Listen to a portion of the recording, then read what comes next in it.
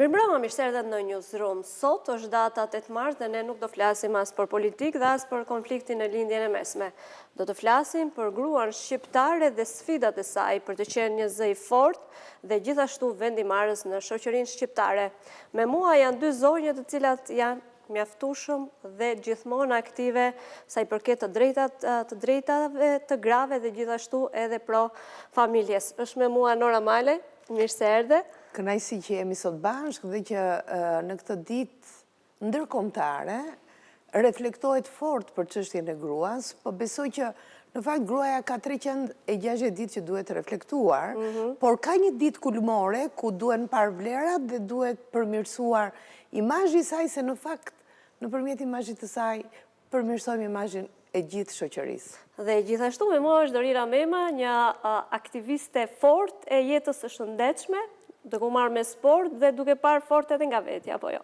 Patjetër, jemi ngre shqiptare, nuk harrojmë asnjë detaj, e kemi këtë.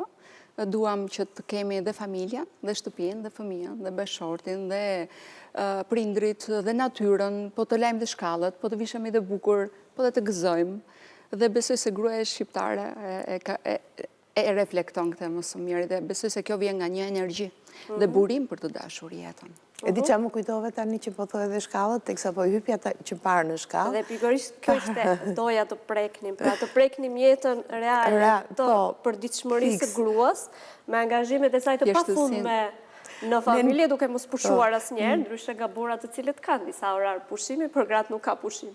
Jo, nuk kam qef që nga ky moment dhe mbrapa shoqëria shqiptare të ndryshojë qasjen e paritetit gjinor, ose qasjen e faktit që gratë kanë pushim dhe burrat s'kan pushim. Në fakt edhe burrat edhe gratë, nëse janë qenie humane, që janë edukuar nga mama, nëna, që ju kanë thënë që ju keni lindur në radhë parë për të shërbyer vetes dhe pastaj të tjerëve, i organizojnë shumë mirë raportet me njëri tjetrin. Teksa po hypja sot në drek, se natyrisht shkuam me disa mikesha për të pirë kafen e një dite specifike, pra nuk ja lëmë si që është zakonisht e djela dita e familjes, po ja dedikuam dhe njëra tjetrës për të thënë një mesazh të mirë, për të ndjerë mirë, koha ishte pak e bukur, se kishte edhe rrezatim, teksa po hypja në për shkallë pash që shkallët ishim bërë pisë. Ne nuk kemi në fakt në shkallën tonë administrator dhe zakonisht e pastrojmë vetë, thashë Nora merre fshesën se nuk shkon që në 8 mars shkallët të mos jenë të pastra. Dhe pata një kënaqësi që ti pastroja dhe ti laja, do thuash, na kujtove atë kohë, nuk ka kohë për të qenë i rregullt dhe nuk ka kohë për të qenë i pastër, nuk ka kohë për të patur fest dhe nuk ka kohë për të qenë ditë e përditshme. Duhet njeriu të ndihet mirë në komunitetin ku jeton, nuk mund të jemi mirë brenda shtëpisë dhe jashtë shtëpisë të mos jemi mirë. Nuk mund të jemi unë mirë nëse në sytë tuaj, të dyja juve, që jeni një brez shumë i ri se unë, të mos rezatoni këtë mirësi që keni në fytyrë dhe këtë shpresë se në të fundit jeta duket pa shpresë. Ndërkohë, ne si qenie humane, prandaj merr vlerë pesha e gruas dhe prandaj thuhet që pesha e gruas dhe pesha e qiellit nuk maten, është shumë e madhe, për arsye se ne mund të krijojmë raportin e tillë që të qetësojmë gjakrat, që të menaxhojmë situatat, që të krijojmë atë që quhet think tanku, se kot nuk thonë mendje gruaje, mendje që di të realizoj dhe dhe të qetësoj, por edhe të nxisë edhe luftra, mos harroj, edhe këtë e bën se historia na ka treguar që nga Elena Trojës e deri këtu, që luftrat janë bërë ose për naftë ose për gra. Do me thënë janë dy gjëra specifikisht shumë interesante. Për ty Dorina si ishte kjo ditë? Sot ke pas disa aktivitete në fakt. Ka qenë ndryshe nga vitet e tjera që kishim drekën me stafin, me klientët e mia që kanë pasur shumë organizime, por unë sot isha me fëmijë. Për fat kemi filluar, së bashku me kampionin e shaut, që të organizojmë simultan e shau. O, sa mirë. E dashur që ka për të komplimentuar. Nuk e di si lidhet fitnessi me shaun, po besoj nga fëmijëria. Nora më caktoi në kursin e pianos kur ishim te shtëpia pionierit sepse i ndanin fëmijët. Unë kërceja shumë bukur, po nuk dija të këndoja. Dhe thotë profesor Meti, ti do shkosh te piano, përballë kisha shaun. Babi loste shah me punëtorët e ferma fushkrues, ka qenë ekspert kontabël. Dhe isha xheloze se 3-4 orë me ato dhe nuk ma varta. Tash do mësoj sha, unë ta lë pianon që t'i bëj surprizë babit. Unë lë pianon dhe shkoj në sha. Dhe aty ishin 6 çuna vetëm unë vajzë. Dhe mbas 1 muaji do vinte një koncert dhe vjen profesori dhe thotë, ke mësuar gjë në piano të na bësh një pjesë të vogël. Unë kisha mësuar ku shkon të kali. Si lëviz të kale. Dhe ju bëra shok babit dhe akoma lozim. Po është një nga... E nisi si një loj për të afruar me babin dhe për mos qenë distancuar, kur ai ishte kam qenë goca babit. me një loj. Kam qenë goca babit. Si mund ta portretizojmë sot gruan shqiptare? Si vjen ajo në këndvështrimin tonë, në Të mendimet them të e tua? drejtën, unë e kam mbrojtur shumë burërin. Unë them se burëria është leva. Po gruaja shqiptare ka vuajtur. Dhe duke qenë një Dorin që has çdo ditë kliente, i dëgjoj se problemi më i madh është ai psikologjik se sa ai fizik. Kur ti shikon luftën me obezitetin, ato që duan të ndryshojnë, vajzat që kanë lindur që s'po dalin dot nga një depresion lindje, vështirësia ekonomike, një divorc problematik, aty nuk është askush për ato ti dëgjoj. Sepse mendojnë dhe ka ardhur dhe nga brezi prindërve tanë, hëse s'të gjë gjë, hëse ja del. Dhe besoj se shoqëria që të dëgjon, që të bëhet një psikolog i momentit të ndihmon shumë, të ka përcesh dhe brigje që ty të duken të pakapërcyeshme. Unë me thënë të drejtë kam qenë psikolog vetës, unë kam qenë gjithmonë njeri i mbyllur.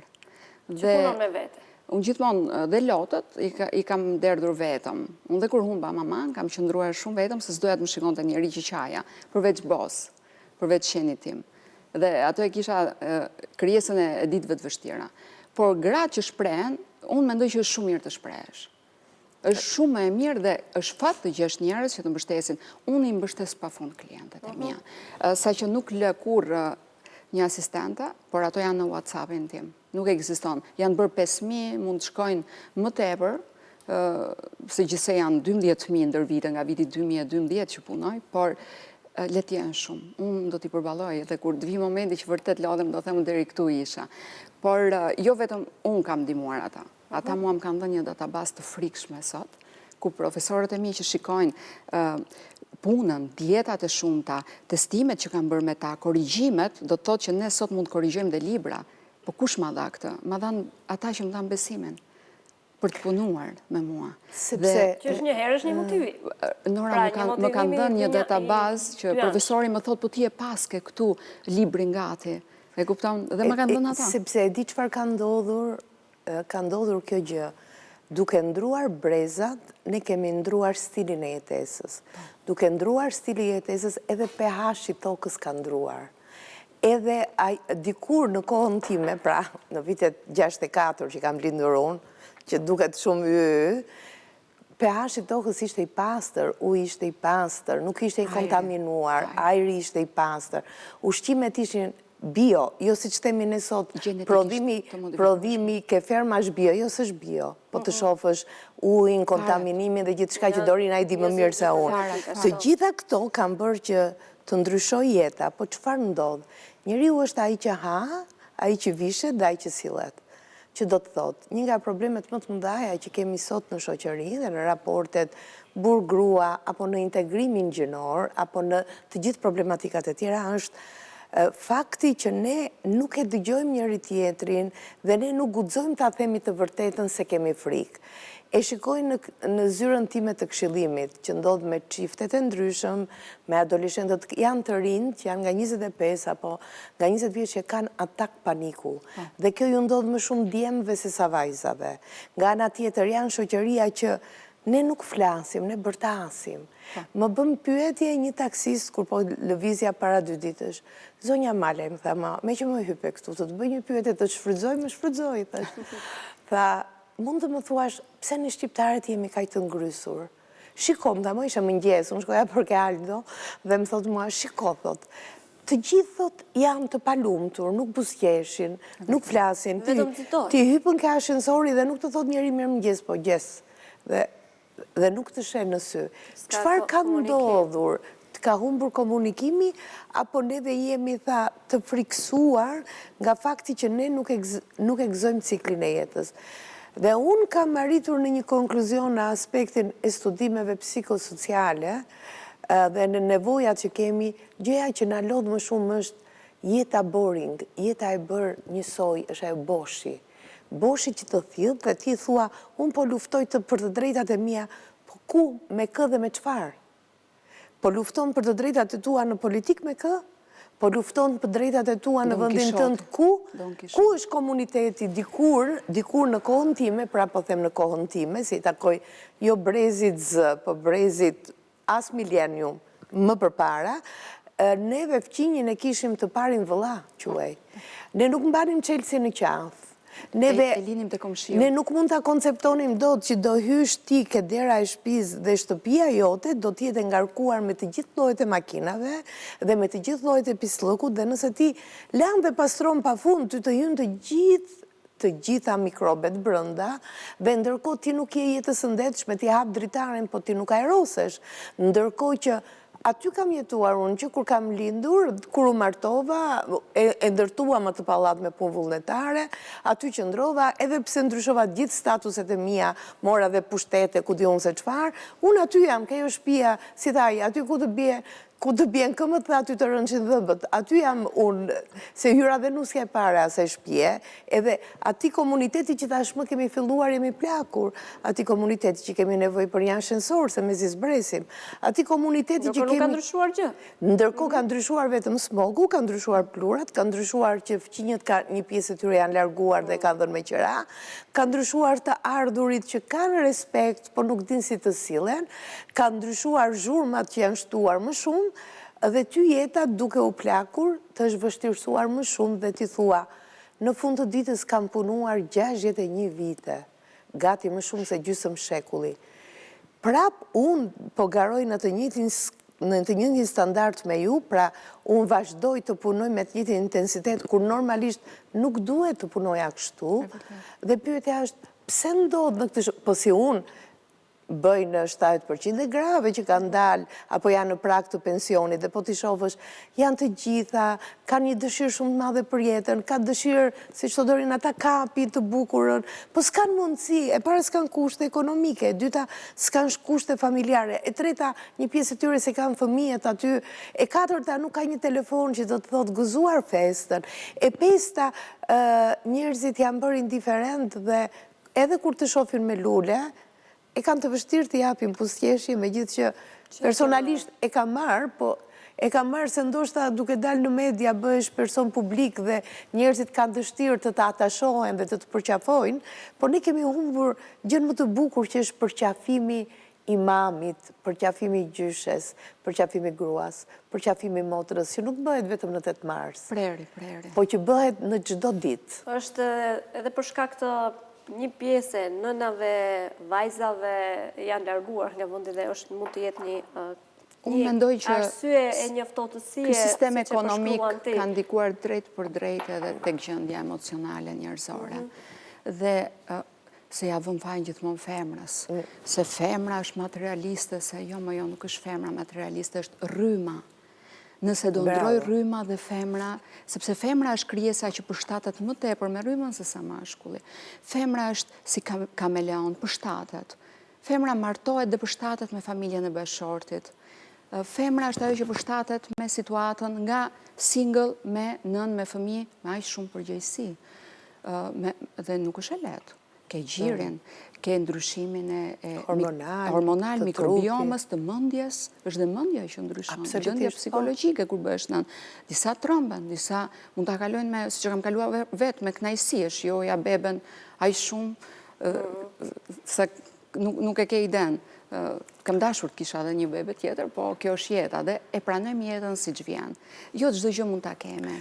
Ama përsëri unë lumturohem. Prandaj një nga teoritë më të bukura të Nietzsches thotë që qenia njerëzore dhe sidomos femërore ka aftësinë jo të vetë sakrifikohet, se ne çdo gjë e quajmë si vetë sakrifikim, se vetë sakrifikimi thotë ose sakrifica është një akt që e bën qenia njerëzore dhe të shtron atë që quhet adrenalin dhe të shton motivim. Kurse femra njerëzore Femra në natyrën njerëzore ka aftësinë për tu vetë përshtatur. Dhe vetë përshtatja është gjëja dhe sfida më e madhe që mashkulli nuk e bën dot. Prandaj e bën femra. Dhe kjo është forca e gruas, se është si historia e elastikut, që ka elasticitet, po tërhiqet, po prap shkon në vend. Dhe përshtatshmëria e gruas lexohet si emancipim, nuk ka lidhje me emancipimin. Ka lidhje me aftësinë se ti si mund të përshtatesh, çfarë mund të japësh nga vetja, po dhe çfarë mund të marrësh nga tjetri, dhe se si mund të adoptosh këtë në raportet njerëzore. Po e bëjmë pak bisedë ndryshe nga stereotipet e zakonshme që jemi mësuar, që ka kaq gra, ka kaq burra, hyn këtu, dolën këtu. Nuk është statistik historia e feminilitetit dhe raportit njerëzor. Është emocion, është pasion, është vizion, është dhe feminilitet. Gruaja duhet jetë feminile. Mund të flasim sot duke ju përshtatur gjitha zhvillimeve që ka ndodhur për një model të ri të gruas, një më të pranueshme në shoqëri? Norën. Unë mendoj që në shoqëri tranzitore, si që është e jona, që jem u lodhëm, kemi 36 vite tranzicion. E di që do me thënë 36 vite, do të bëjmë një shembull shumë konkret. Nëse do hypësh në avion, edhe do presësh, do shkosh nga Shqipëria në Amerikë, po me 2 aviona, dhe do jesh i detyruar të qëndrosh në tranzit. Në një moment bllokohet avioni dhe ti nuk ke shansin për t'ikur, do të duhet të rish 36 vite në tranzit. Ridot? Është misioni pa mundur. Se çfarë të ndodh kur ti ri 36 vite në tranzicion? Ty të shprishur enzima e trupit, ty të shprishur pH i jetës, ty të shprishur raporti i komoditetit, ty të kanë ardhur, sepse u hap Shqipëria, të erdhën të gjithë problemet në fillim, se në fillim vjen problemi, pastaj vjen standardi dhe pastaj vjen qetësia. Në të gjitha këto gjërat, ne jemi në një utkrujt aq të madh sa që nuk po dim të themi kush është modeli. Është modeli Norës, që ka ardhur para viteve 90 dhe në kohën e Norës, pra të mamave, të gjysheve thuaj, shumë e rëndësishme është përmbajtja, po edhe forma, po forma jonë ishte aqua e sapone, pra ujë dhe sapun, se ne për të lyer, unë personalisht për të lyer flokët i kam lyer në moshën 37 vjeçare, për të vënë buzën e kuqe kanë vënë 40 vjeç, se nuk më duke, ndërkohë që sot vajzat e vogla e kanë prioritet atë estetikën dhe kanë dëshirë të bëjnë dhe ruzhin, të bëjnë edhe këtë shkëlqyusin, din edhe gjuhë, mënyrën se si ta artikulojnë, se e shikojnë në raportin e shoqeve të Simenbese, në mënyrën se si flasin. Mua më pëlqen që ato kanë e duan të bukurën si estetik, por ato nuk e kuptojnë si estetik, se marrin si model, se tashmë modeli ka shkuar. Vajzat të jenë të bukura, por vajza duhet jenë dhe të mbënqura, se çfarë ndodh? Nëse unë para se të vija këtu erdha si nga shtëpia dhe ajo zonja që i ka duart e arta më bëri një lloj zbukurimi, ne nuk duhet të harrojmë që ne jemi portrete që zbukurojmë, por nuk gënjejmë dot. Pra, rrudhat janë aty, vitet janë aty, eksperienca është aty.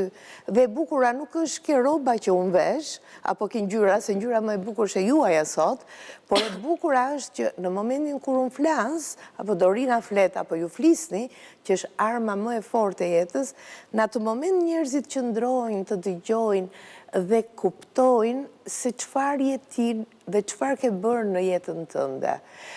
Më datën 28 mart, 28 shkurt, ato vajzat e Durrësit kishin organizuar një aktivitet ku promovonin 10 zonja nga shoqëria, nga bizneset dhe shoqëria civile. Dhe më kishin zgjedhur dhe mua si për simbolikën e gruas në politike ku diun.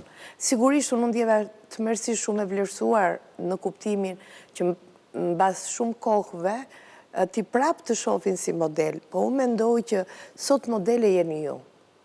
Do me thënë, dhe Dorina është një model i cila unë e kam parë në gjithë zhvillimin e saj. Dorina nuk ka pësuar metamorfoz, Dorina ka pësuar zhvillim. Pra, nga ku ka ardhur, nga kur fliste atëherë me gjuhën e sportit dhe të artit. Pastaj filloi të kuptonte se ç'është qenia njerëzore, pastaj hyri në psikikën dhe në raportin social që lidhej me politikën, se këtu e kemi problem ne. Ne politikën e shohim si luftë, jo. Politika është arti i fjalës dhe i raporteve për të bashkëbiseduar, por dhe për të krijuar negociata dhe për të bërë dille. Dhe po ta shikosh gjuhën e Dorinën, se unë kam ndjekur nga që dua fort, e kam ndjekur me pasion se them sa mirë që ka vajza të tilla që ne mund t'ja lëmë stafetën dhe të mos ngelet ajo boshi. Dorina sot është një personalitet në fushën e edukimit, të formimit, të ushqimit, të asaj që quhet këto janë gocat model, ashtu si ju, që në fushën e medias luftoni fort, po jo vetëm për të promovuar, po për ta sjellë lajmin, për ta sjellë në kohë, për ta promovuar bukur dhe edhe në ditën e sotme kur pjesa më e madhe e kanë bërë me regjistrim ju vendoset që ta bënin të gjithë të drejt për drejt, që është vlerë shumë e madhe. Dorina, ke pasur barierat të cilat kanë ardhur prej faktit që ti je një grua? Nora, shumë faleminderit. Unë kam ardhur me kënaqësi kur më the që do jetë Nora, sepse unë kam dhe dëshirë ta dëgjoj. Kemi takuar disa herë dhe janë emisionet më të bukura që kemi bërë bashkë. Faleminderit juve. Mua më pëlqen femra gruaja shqiptare dhe ndaj punoj me ta. Të them të drejtën, barierën nuk e kam pasur se më kam penguar, por duke qenë se dua t'i bëj të gjitha vetë, ndoshta ky është modeli më i vuajtur dhe nuk do doja të më kishin model. Duhet ta pozicionosh veten në një punë që të gjesh kohë për të gjitha, sepse ndonjë ditë më duket sikur jam në laborator, e shtyj orarin e irsit, i them babit të shtyj për nesër, vllai kur vjen nuk e prezon në aeroport, duhet marri taksi dhe janë disa veprime që mua thellë vrasin. Pra, unë dua të jem aty, sepse unë jam njeri që dua familjen dhe nuk mund t'i bëjmë dot të gjitha. Dhe unë do doja që gratë të tregoheshin të zgjuarat të menaxhojnë, të shpërndajnë punën dhe të menaxhojnë kohën, sepse Dorina e ka lodhur shumë veten në mënyrën se si unë e organizova. Ndoshta nga që u bëra nënë e re, isha shumë mirë me mësime dhe shkollën gjithmonë kam dashur. Ndoshta nga që bëra shkollën që dashuroj, biotekun e bëra vonë. Dhe ato studime që dua të bëj janë shumë të vështira, por realisht shoqërisë tonë do t'i bëjnë shumë mirë dhe mua do më duhet dhe pak fare kohë që të fillojmë dhe të ndërtojmë një strukturë, shoqata e mbrojtjes konsumatorit, do doja ta kisha këtë, sepse kemi shumë nevojë. Dhe jo për vete, jo për brezin e Norës, po për të vegjëlit, për fëmijat. Ajo që është karakteristike e imja është, unë jam njeri protektiv. Dhe kjo është pure, kjo është e pastër. Kështu kam qenë dhe vogël, mbroja gjithë fëmijët e pallatit, nuk ndryshoj. Domethënë, më pëlqen të jem gjithmonë e njëjta. Më pëlqejnë njerëzit që kur them Nora kështu ka qenë në vitet 2010, kështu është e sot. Dhe do doja që çdo grua të qëndronte te modeli i saj, te modeli dhe me imperfeksion. Mos u lodh të ndryshosh veten nuk ekziston perfeksioni, sepse imperfeksioni është cilësia jote që të personalizon, nuk na personalizon vetëm genetika. Na personalizon jo vetëm tiparet, po edhe imperfeksioni jon na personalizon. Se s'mund të jemi të gjithë një prerje, një soj, një kallup. Sikurse bota po shkon në një model, sepse janë rrjetet sociale që imponojnë.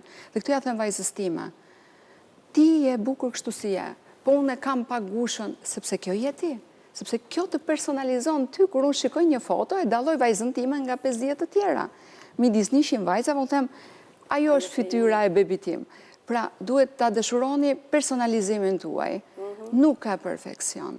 Sepse dhe ajo që na duket të shumtuar mund të jetë shumë e bukur të sytë e një piktori, po ne nuk e dallojmë dot çfarë do të thotë matja e simetrisë. Është si historia e emocionit që të jep njeriu. Para 2-3 ditësh bisedonim me mikeshat për të bukurën dhe sigurisht ajo tendenca që vajzat e reja ose edhe gratë e moshës time kanë filluar të kurohen. Jo vetëm të kurohen kështu duke estetikisht nëpërmjet mënyrës se si rregullohesh, po edhe të bëjnë ca ndërhyrje të vogla. Dhe po diskutonim, mi thash, unë jam kundra. Më tha mua, ke frikë. E para një herë nuk i duroj dot gjilpërat se njerëzit janë insulinovarës, bëjnë shumë gjilpëra dhe nuk i dua, i thash. E dyta, unë nuk dua të garoj me Dorinën. unë dua të garoj me Norën dhe me moshatarët e mia, po unë e dua rrudhën time. S'ka gjë se qafa më është bërë me rrudha, është bërë, sepse kam jetuar vite dhe këto rrudha kanë një histori shumë të fortë, që më kanë bërë mua grua më të fortë se të tjerët, se kam përballuar sfidën e jetës, kam përballuar sfidën e kolektivit, se njëherë kur je në politik njerëzit të duan ashtu si të duan ata, jo ashtu si që je ti. Pastaj kur ti largohesh se kupton që e ke mbyllur ciklin tënd në një periudhë caktuar, ata fillojnë të i merrmallin dhe thonë, po ti pse nuk je më, po pse nuk jep më. Ne gjithmonë kemi një problem, është si puna... Por që ti vazhdon të jesh aktive, ti vazhdon të japësh mundësim. Jo, po unë jam aktive sepse bëj këtë pjesë që e dua më shumë se çdo gjë tjetër, ose këtë që ti të bëj më mirë. Jam ndoshta nga njerëzit që kam 41 vite në edukim. 41 vite në edukim është që ti të marrësh edhe vlerat e edukimit, po të marrësh dhe përgjegjësitë e ca gjërave që nuk shkojnë mirë. Përgjegjësitë, jo përgjegjësitë se si ke bërë ti mirë, po përgjegjësitë se ty të dhëmbin. Dhe nëse të tjerët flasin dhe thonë se arsimis bëhet, se të rinjt janë kështu ashtu, ti se thua do të këtë, ti ke empati, dhe ti kur e thua duhet ta mendosh shumë mirë kur ta thuash. Prandaj është shumë e rëndësishme pjekuria moshore që të japësh kontribute në ca fusha që duan vlerësim të vërtet. Për shembull, Dorina në fushën ku tani po i kontribut, është periudha më e mirë, e ka bërë shumë mirë që e ka bërë vonë, se tani është e pjekur, ka dhe mëmësin, ka dhe gruan, ka dhe shoqen, ka dhe sportisten, është momenti duar... Ka ndruar informacioni ushqimit. Bravo, dhe edhe gjithë mënyra, dhe sidomos mbas Covidit mendoj unë, janë hapur shumë fajla në trurin tonë që kanë qenë të mbyllura, dhe shumë probleme që ne nuk dim se si të sillemi dhe është një nga problemet më të mira që mbasi të mbaroni këtë studimin, që unë ta uroj me shumë sukses, do jetë një nga sfidat më të mira për prindërimin e prindërve që ju tha të rinj, për mënyrën se si duhet të ushqyer, se kjo piramida e ushqimit po përmbyset shumë herë dhe po na vendos në dilema të forta, po ndoshta do jetë një emision tjetër ku ta diskutojmë këtë. Cikle dhe këndvështrime që shohin shtetet e ndryshme, pak piramida që na erdhi prej Shteteve të Bashkuara të Amerikës. Kërkoni që të vendosni në rëndësinë mbi proteinën, atë që është luftuar. Realisht janë luftuar ushqimet që ne na suportojmë për jetëgjatësinë. Çfarë është luftuar? Bill Gates i thoshte lopët pjerdhin dhe lëshojnë metan. Më falni për shprehjen, po kështu ishte, they fart. So, ne duhet i vrasim lopët. Po tani të vrasësh lopën, çfarë është qumshi i lopës? Në Indi e kanë gjërmë të shenjtë. Pra, e para, e dyta, ka proteina më të mirë kasein, ban të ushqyer në një hardcore për 6 deri në 8 orë, gjëja më e thjeshtë që ka. E dyta, kemi mishin, do të heqim mishin. Mishi mund të hiqet tek njerëzit që janë të diagnostifikuar me kancer apo e kanë në pemën familjare të fjetur dhe është e kapur në screen, në analizë. Por nuk mund ta heqim dot mishin, sepse mishi ka burimin aminoacidave, bazët karnosinës, procesi methyl nga methionina. Pra, nuk mundemi do të heqim bazat që na ndihmojnë për ngritjen e qelizave muskulare. Çfarë është muskuli? Është ushqimi drejt kockës. Çfarë është kocka? Themeli, pushteti, njeriu, qëndresa. Pra, unë jam pro njeriu të fortë, njeriu që ekziston mirë. Ju jeni pro karkasës, së trupit të njeriu. Trupi njeriu është karkas. Pikërisht. Dhe kur ti edukor e ushqen mirë dhe shëndetshëm, e di si thuhet, gjua është shumë gënjeshtare. Se nëse do të dinte gjua se çfarë kërkon stomaku, kur nuk do të jepte ato ushqime. Që do të thotë, do shumë kujdes në mënyrën se ti të ushqen për të mbajtur karkasën e trupit dhe njëkohësisht paralelisht me këtë për të ushqyer dhe shpirtin që ne ushqem pak ose as pak. Fakt duhet thonë që edhe jeta e shpejt disa shpesh bën që të bëhet, pra të shkohet drejt zgjidhjeve të shpejta. Megjithatë pyetja ime e radhës është, a kërkojnë sot gratë të jenë të fuqishme në zërin e tyre, të jenë më të forta ekonomikisht, më të pavarura? Po, mua më pëlqen që gratë janë kërkuese, po dyshim që jam me to. Nuk jam me feminilizimin e sajuar, me OJF, them drejtën, nuk i pëlqej gratë që sulmojnë burrërinë pa shkak. Absolutisht, gratë duhet të ngrihen kur shikojmë një dhunë të burrave, vrasin gratë, i therin ato, i dhunojnë në sy të fëmijëve pa shkak. Absolutisht që këto burra... Edhe me shkak nuk duhet të ndodhë. Duhet edukohen, e para problemi zgjidhja vjen nga familja, duhet edukohen nga prindër shumë mirë, se prindrit janë gjithmonë shembull për fëmijën. Nëse një prind, një baba ke shtrajton nënën, ashtu bëhet edhe djali. Ka pasur vetëm raste të rralla që djemtë janë bërë shumë më të mirë se prindrit, ka dhe nga këto raste, se thot më ka dhunuar nënën dhe trajtoj shumë mirë gruan time. Dhe është fat. Por njeriu unë mendoj që kjo është përgjegjësia qytetare. Nora, ne kemi folur shumë pak përgjegjësinë qytetare. Unë kam hasur përgjegjësinë qytetare tek shkolla në Don Bosco. Etika dhe përgjegjësia qytetare, ne jepte vetë drejtori i shkollës. Kanë qenë vitet 2002. Dhe thash ç'është kjo lëndë? Sepse ishim mësuar biologji, fizik, kimi, ishim të këto lëndët, po ja dhe edukimi seksual që ishte, fiskultura. Ç'është kjo lëndë? Dhe këtë e kam ndjekur me gërshëri. Dhe kur shikoja profesorin që na mësonte etika në shkrim dhe etika në të folur. Kishim etik në qëndrim, etika e punës në veshje dhe etika në jetën personale. Pra ai na mësoi të ndanim këto. Dhe unë jam shumë një personazh që e ndaj këtë. Jam me veshje në politik ndryshe, jam në sport ndryshe, jam me shoqet e mia ndryshe, pra tek unë janë të gjitha pamjet, nëse i bashkon aty i gjen. Pse? Sepse e kam pëlqyer atë lëndë dhe e kam thithur, e kam përvetësuar etikën, më ka pëlqyer. Por jo vetëm këtë, dhe përgjegjësia qytetare. Përgjegjësia qytetare është një veprim vërtet të pëlqen ty, por dëmton komunitetin, dëmton tjetrin, pra duhet ta mendosh 2 herë një veprim kur e bën. Ta mendosh dhe nga pala tjetër. Kjo korrigjon atë që ne e themi një egoist, pra egocentrizmin e shumtuar, e korrigjon. Ti nuk je më një egoist që mendon vetëm për vete dhe në djallë vafshin të tjerat. Çfarë tregon? Tregon një dashuri dhe krijon një komunitet të dashur. Po çfarë thith kjo? Thith shoqërinë, ata nuk ngurojnë të bien telefonit tënd. Ata nuk ngurojnë të vinë tek ty.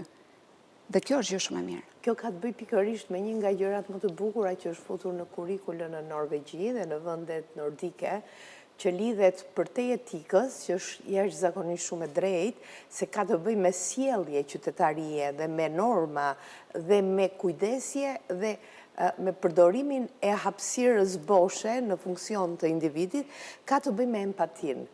Ne duhet të ndërtojmë një marrëdhënie empatie, që do të thotë empati. Empati do të thotë të futesh në komunikim me komunitetin dhe të futesh në ashtën e problemit të individit. Ne nuk duhet të jemi njerëz indiferent dhe që ti asnjësojmë çdo të keqe. Ne nuk duhet ta bëjmë të keqen pjesë të jetës. Dhe ku fillon kjo? Kjo fillon ke thelbi kryesor që është familja. Një nga sfidat më të mëdha të shoqërisë lidhen me familjen, se në familje merr edukat, në familje merr kulturë, pastaj shkon në shkollë dhe merr edukim për të bërë qytetar dhe qytetar aktiv, dhe pastaj ti je në komunitetin tënd dhe ti i përzgjedh rrethat e komunitetit, që do të thotë të gjithë kemi patur shokët e fëmijërisë dhe shoqjet e fëmijërisë dhe të gjithë njohim dhe krijojmë njohje me njëri tjetrin. Ndaj shumë e rëndësishme është që thuhet, nëse do të shohësh një vajzë, shikoj babain e saj, dhe nëse do të shohësh një djalë, ta vlerësosh, shikon nënën e tij. Në fund të ditës, shumatorja dhe emëruesi përbashkët është gruaja. Nëse themi gruaja është forca që tund djepin dhe lëkund shtetin, nuk është thënie metaforike dhe figurative. Është forcë e jashtëzakonshme.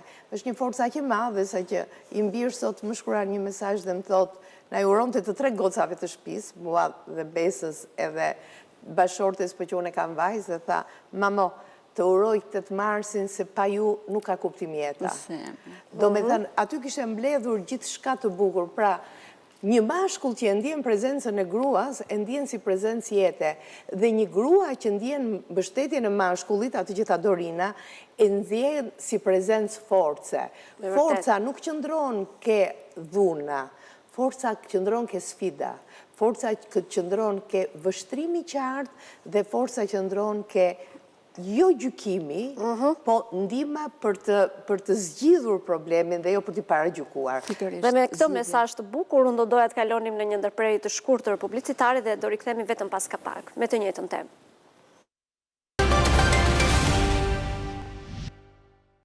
Në këtë pjesë të dytë do të vazhdojmë të flasim për gratë dhe për rolin e tyre, por këtë herë konkretisht për rolin e grave në politikë. Nora, ti ke qenë një shumë mirë. A janë sot gratë më prezente, më vendimarrëse në politikë se kohë më parë?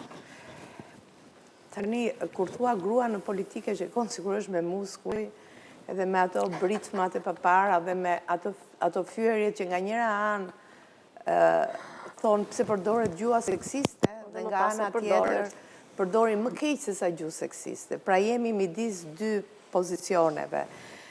Politika është shumë e bukur dhe grua si shkon shumë. Se gruaja bën politikë dhe në familje. Gruaja është ambasadori brendshëm ose ministri brendshëm, thotë sepse menaxhon. Pra, nëse nuk ka konflikte familja, nëse kunatat nuk zihen, nëse nusja me vjerën nuk zihet, nëse nuk zihet buri me fëmijët, nëse nuk zihet buri me gruan, është gruaja.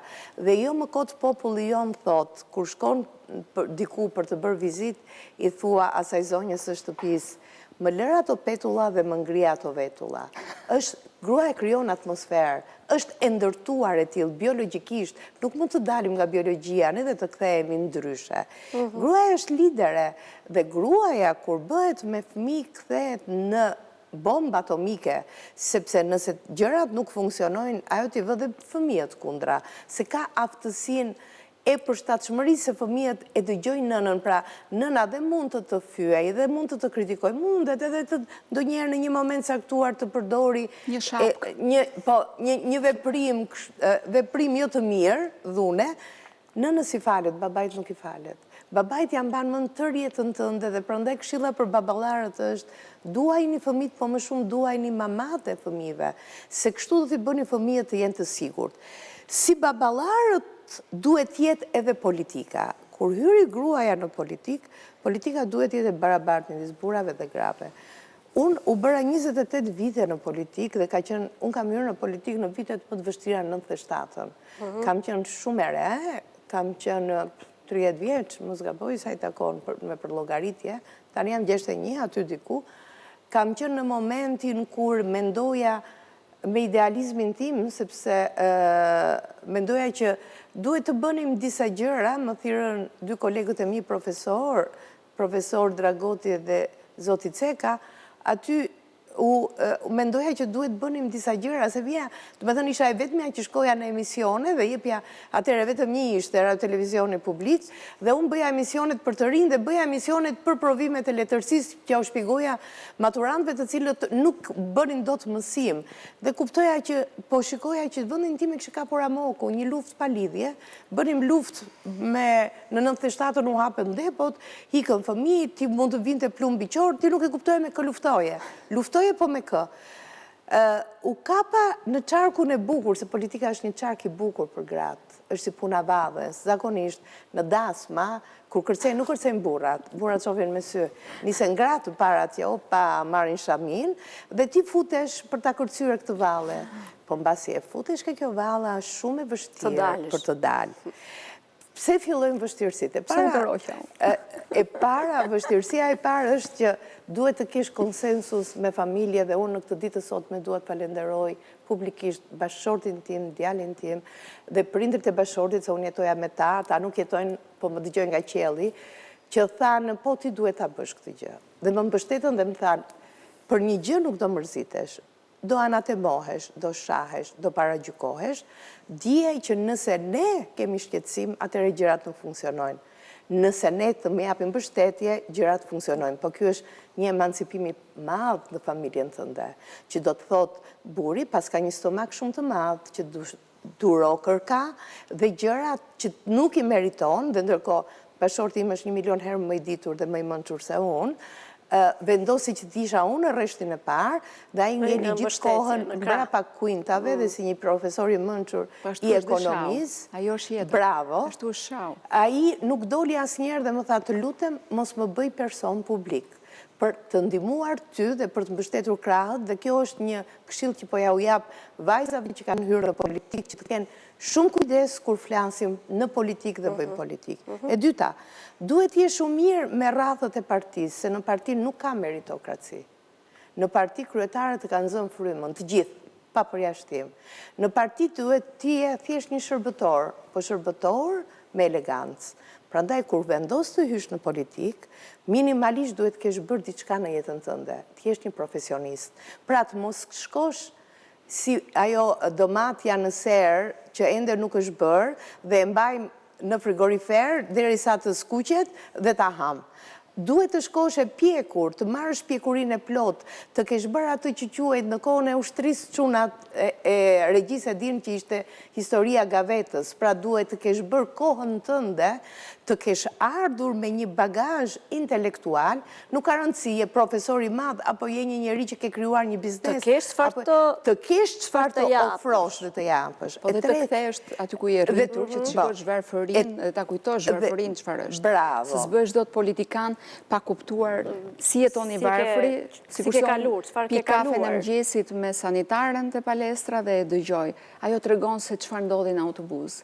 Duhet ta dish këtë jetë, nuk mundesh dot të jesh një politikan me shofer dhe të flasësh për të varfrit në ajër. E treta që është shumë e rëndësishme është që të ruash masën. Latini ka një shprehje që thotë, çdo gjë që e kalon masën kthehet në të kundërtën e saj. Politika në fakt është një quhet adrenalin. Dhe është adrenalin shumë e lartë. Ai sa diktator të ndryshëm, si Mao Zedong apo ndonjë tjetër thonte, kënaqësinë që të jep seksi është shumë e madh, po atë që ta jep politika nuk krahasohet me asgjë tjetër. Pra është për burrat një kënaqësi që është quhet gjendje ekstaze. Gratë kanë pak të vështirë në këtë moment dhe prandaj duhet të ruajmë balancat, që do të thotë, të sillesh si grua, të mendosh si grua dhe të reagosh në momentet caktuara si burr, që do të thotë të bësh vendimarrje. Në të kundërt, ti nuk bën gjë tjetër, po ty të përdorin, të keq përdorin dhe ti nuk ruan imazhin tënd.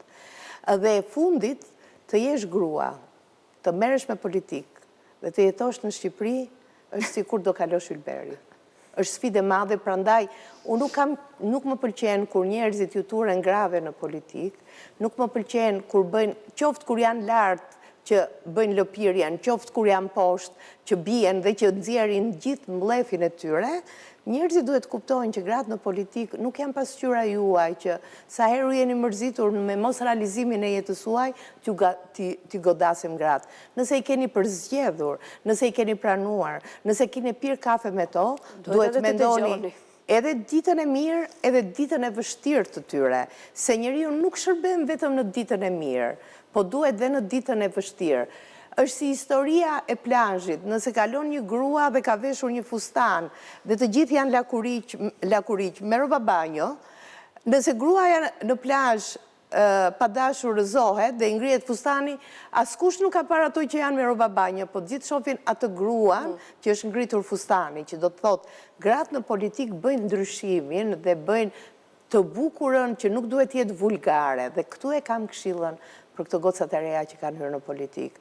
Sinqerisht, nuk mundem t'i dëgjoj më me atë vulgaritet që ato shfaqen. Nuk më pëlqen që flasin në atë qansje që tregojnë që deputetet nuk duhet jenë alfanbete funksionale. Deputetet duhet jenë zë i bukur, jo zë që qerë, jo zë që ulëret, zë i qetë, zë i matur, me sharmin, me elegancën, me kulturën, mund të bëjnë diferencën e jashtëzakonshme dhe nuk është puna të bëjmë rezoluta për të përjashtuar një burr apo një tjetër se fyen gratë, po duhet të imponohemi me sjellje, ashtu si nëna e mirë imponohet me sjellje, nuk ulëret, nuk bërtet. Duhet jetë e tillë. Dorina, ka një grua model për ty? Të gjitha gratë janë model në karakterin dhe në veçantitë e tyre. Secila ka modelin e saj. Kur unë them Norën, them një profesoresh e cila më kujton se duhet jesh shumë e qetë. Kur shikoj, për shembull Josefina Topallën, shikoj një grua që më tregon duhet qëndrojmë. Dhe duhet të dish dhe të jesh i zgjuar mjaftueshëm që të marrësh më të mirat, që ngjimir pi dy nëna. Marri më të mirat nga personazhet, për shembull pjesën e ekonomisë, asaj kohë që ishte koha Fatos Nanos, ku vërtet Shqipëria pati një ekonomi të hapur dhe e mendoj, them nëse një ditë do futem në politikë për ekonominë do jem...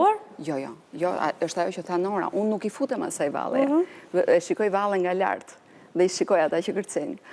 Po problemi është se nëse do futem, e para do kem një ekip, se unë nuk punoj do të pa ekip, dhe dyta, unë mendoj që me hira me pa irë, Nora, me zë të larta, me zë të ullët, ndryshimin e bën e thëna e të vërtetës. Unë jam njëri që i ngul këmbët tek e vërteta. Dhe mua, themeli që më ruan dhe më mban është vetëm e vërteta.